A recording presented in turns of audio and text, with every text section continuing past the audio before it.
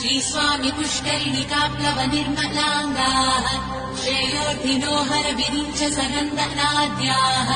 द्वारे वसन्ति वरवेत्रहतोत्तमाङ्गाः श्रीवेङ्कटाचलपते तव सुप्रभातम्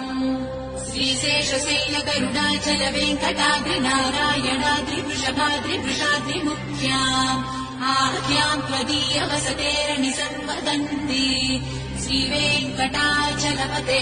तव सुप्रभातम्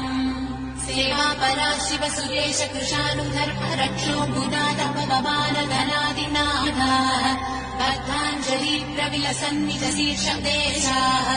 श्रीवेङ्कटाचलपते तव सुप्रभातम् आदिषु देवि हरराज मृगाधिराज नागाधिराज गजराज हयाधिराजाः स्वस्वाधिकार महिमाधिकवर्धयन्ते श्रीवेङ्कटाचलपते तव सुप्रभातम्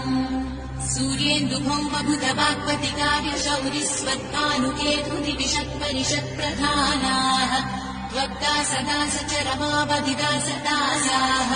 श्रीवेङ्कटाचलपते तव सुप्रभातम् तत्पादधूलिभरितस्फुरितोत्तमाङ्गाः स्वर्गापवर्गनिरपेक्ष निजान्तरङ्गाः कल्पागमाकलनयाकुलताम् लभन्ते